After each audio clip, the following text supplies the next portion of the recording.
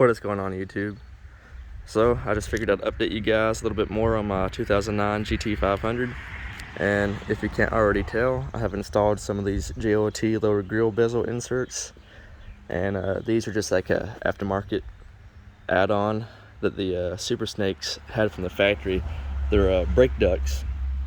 They cool the front rotors during heavy track use braking, and I actually just got the bezels, and I bought some 2.5-inch ducts off Amazon. It's a lot cheaper doing it that way than trying to buy the whole GOT brake kit.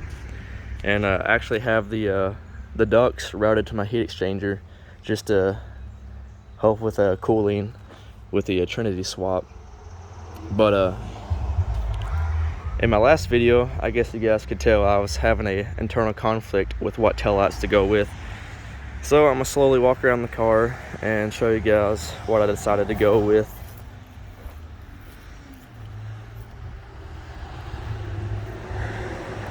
And I went with the Raxiom Gen 5s. And I'm actually extremely happy with them, and I'm so glad I went this route versus the Vector V2s, because I don't know, these just flow with the car a lot better. So now I think like the whole overall look of the car is just about where I want it, with the tail lights, the bumper splitters, side splitters, the bezels up front, and of course I got the whole smoked out or blacked out look going on at the front, signal lights, fog lights, and the headlight covers, which are removable. I was thinking of maybe adding another front splitter with the support rods, but the ones I could find, it's actually on eBay. I can't remember the brand of it, but I don't know, I'm just afraid it would be too much. Like right now I feel like everything I've done to it's just real subtle, but that front splitter, the additional front splitter, is just kind of, it protrudes a lot, looks kind of tacky. And the front looks really good, but the side angles is where you can really tell it sticks out a lot. So I'm not sure about those.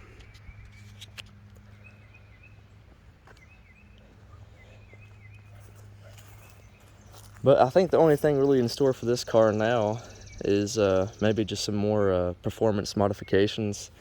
Eventually I might go down to 2.4 pulley with the Trinity blower, as right now it's the factory 2.67. And this car has Flowmaster Outlaws on it right now, which are extremely loud. They're basically a muffler delete, just a fancier muffler delete. They have a little bit of muffling to them, but it's nothing really to help. I mean, drone and everything's still horrible, especially on the interstate around 2,000, 3,000 RPMs. That drone is really bad. That's why they get the rap of drone masters. But you're gonna get that with any type of muffler delete.